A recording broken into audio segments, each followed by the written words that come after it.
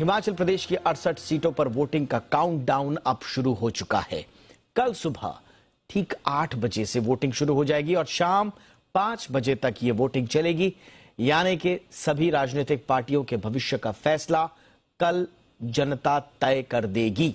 सियासी दलों के साथ हिमाचल की राजनीति के दिग्गज नेताओं की किस्मत पर अब वोटर्स के हाथ में कल होगी।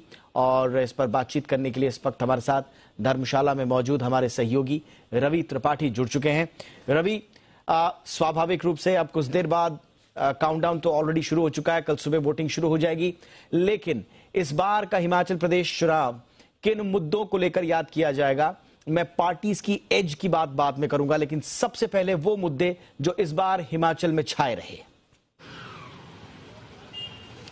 जी बिल्कुल, देखिए राजनीतिक गर्माहट तो खूब है, भले ही ठंड का मौसम है लेकिन राजनीति में गर्माहट की कोई कमी नहीं है इस इलाके में। अगर आप बात करें पूरे हिमाचल की बात करें तो अब धर्मशाला के हम नज़दीक हैं। धर्मशाला हो गया, कांगड़ा डिस्ट्रिक्ट में धर्मशाला आता है। कांगड़ा में लगभग 15 सीटें हैं और इस में जिसकी सफलता जो इस इलाके से जीतता है उसी की सरकार बनती है, आमतौर पे माना जाता है। जो मुद्दा जहां तक आपने बात की, जो बड़े बड़े मुद्दे हैं इस इलाके में और पूरे हिमाचल में, वो सबसे बड़ा मुद्दा ओपीएस का है।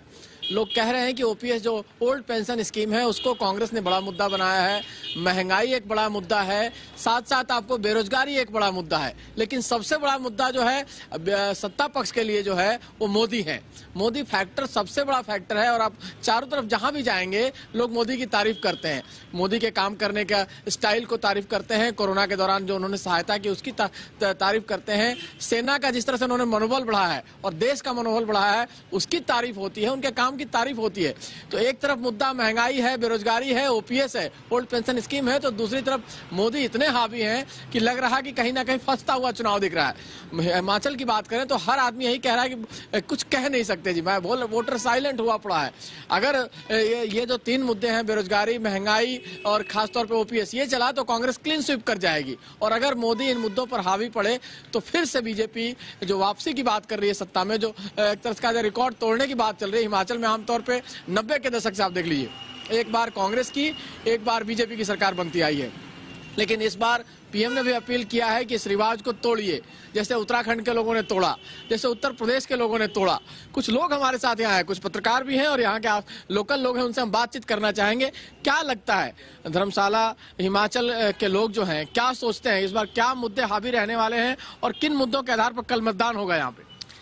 देखिए, सबसे बड़ा मुद्दा तो जो हमें लग रहा है कि जहाँ तक नदौन की अगर मैं बात करूँ, जहाँ हम खड़े हैं, यहाँ पर जैसे बाकी मुद्दे उतने ज़्यादा नहीं है, गौण है बाकी, लेकिन जो कांग्रेस के प्रत्याशी हैं वो मुख्यमंत्री पद के दावेदार बताए जा रहे हैं। और जो भाजपा के प्रत्याशी हैं उनको क्योंकि सीएम जयराम ठाकुर जी के से वो बहुत क्लोज फ्रेंड रहे हैं, तो इस बार लोगों का कहना है कि अगर वो जीतते तो कैबिनेट मंत्री बने। मुद्दा बताइए, मुद्दा क्या है चुनाव में? मुद्दे क्या है? रोजगारी, महंगाई और ओपीएस, ये मेन मुद्दे हैं जी। ये तो कांग्रेस के मुद्दे हैं। हाँ जी, और कांग्रेस के तो वही हमारे भी है कि महंगाई बहुत ज्यादा है, बेरोजगारी हमारे हिमाचल में बहुत ज्यादा हो गई है। अच्छा, मोदी कितने बड़ा फैक्टर है? चुनाव में मोदी जी आए, बड़ी रैली में भीड़ हुई, यहाँ पे सुजानपुर भी आए, आसपास भी आए, मोदी कितना बड़ा फैक्टर है यहाँ पे? सर, कहने की बात तो ये है कि जनता का पैसा जो बर्बाद किया गया इस वक्त रैलियों में, वो बहुत बड़ा फैक्टर है। जैसे कि इतने करोड़ों रुपए अरबों रुपए इन्होंने रैलियों में लगाए, यही पैसा अगर जनता में लगाया होता तो जीतने के चांस थे। ये तो दोनों पार्टियों ने लगाया है।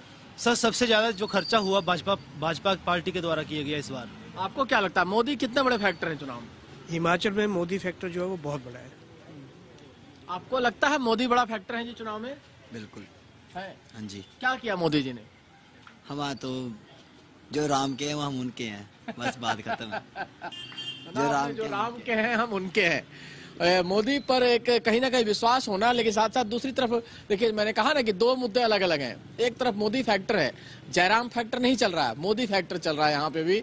अगर मोदी चल गए, मोदी की बातों को लोगों ने मान लिया तो सरकार रिपीट हो जाएगी, रिवाज बदलेगा। अगर नहीं माने तो कहीं ना कहीं ओपीएस हो, महंगाई हो, बेरोजगारी का मुद्दा चल गया अगर लोगों के जहन में जो बैठा हुआ है, तो कांग्रेस क्लीन स्वीप कर सकती है और नहीं तो बीजेपी सरकार बचा सकती है। यही स्थिति है यहाँ की आज की डेट में।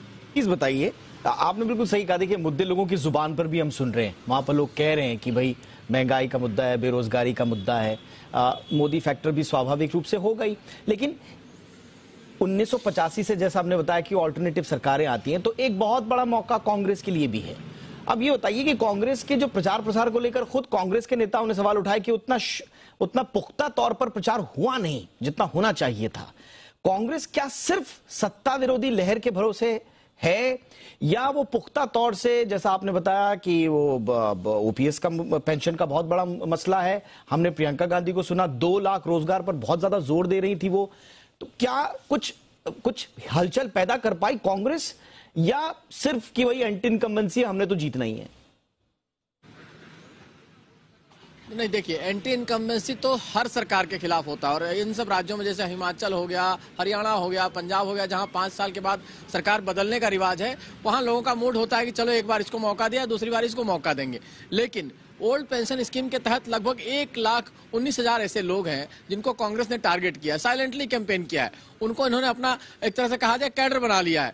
जो 1,19,000 लोग हैं जो न्यू पेंशन स्कीम वाले हैं, उनको जो सरकारी नौकरी में है, उनके तहत ये कैंपेन चलाया जा रहा है कि अगर हमारी सरकार आई तो हम ओल्ड पेंशन स्कीम को लागू करेंगे न्यू पेंशन स्कीम की जगह पर। तो 1,19,000 ये भी कांग्रेस के लिए लोग काम करने वाले लोग हैं, जो कांग्रेस का दावा है। इसी की तरह जो बेरोजगारी है, बेरोजगारी बहुत ज्यादा है हिमाचल में, यूथ है, और कहीं ना कहीं एक स्कीम जो अग्निपथ स्कीम आई थी उसको लेकर भी थोड़ी बहुत नाराजगी लोगों के मन में दिख रही है।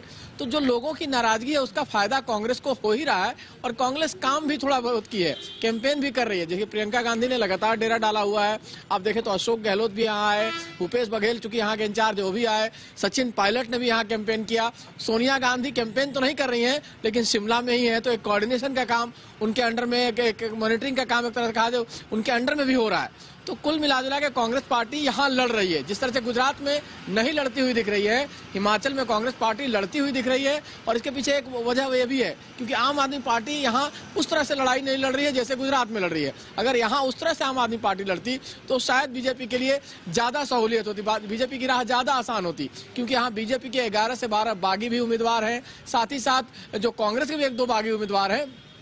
और वोट बंटने का आम आदमी पार्टी, बागी प्लस बीजेपी और कांग्रेस, तो 4 कम से कम हर जगह कैंडिडेट हैं, जिसकी वजह से लग रहा है कि वोट बटेगा और वोट का फासला बहुत कम होगा। हो सकता है 500 से, 200 से, 100 से, 50 वोट से हार जीत का फासला हो, यह भी हो सकता है। तो ऐसी स्थिति के लिए लोग डरे हुए हैं कि ऐसी स्थिति में जीत हार को तय करना बड़ा मुश्किल होता है कि कौन क्लीन स्वीप कर पाएगा, कौन फंस जाएगा। बीजेपी पूरी तैयारी कर रही थी, पीएम मोदी ने रैली की, 5 तारीख और 9 तारीख को बड़ी रैलियां हुई। लगभग उनका टारगेट जो था 35 से 40 सीट को उन्होंने कवर किया इस रैली के दौरान, जिन सीटों पर उनको लगता है कि मोदी के जाने से असर पड़ेगा, चाहे तो ये कांगड़ा रीजन हो, चाहे मंडी रीजन हो। देखिए बड़े रीजन यही है, कांगड़ा में 15 सीटें हैं, 15 में पिछले बार बीजेपी 11 सीटें लेकर आई थी, कांग्रेस को महज 3 सीटें मिली थी। उसी तरह से मंडी रीजन है, मंडी में 10 सीटें हैं जहां से मुख्यमंत्री आते हैं जयराम ठाकुर, वहां पे 10 में से 9 सीटें बीजेपी लेकर आई थी। शिमला जो है बीजेपी के लिए कहीं ना कहीं मुश्किल का सफर होता है। शिमला में 8 सीटों में बीजेपी को लग रहा है कि इस बार भी बहुत ज्यादा सीटें नहीं मिलने वाली, पिछली बार भी शायद कम सीटों से संतोष करना पड़ा था। इस बार शिमला बीजेपी का खराब प्रदर्शन दिख रहा है।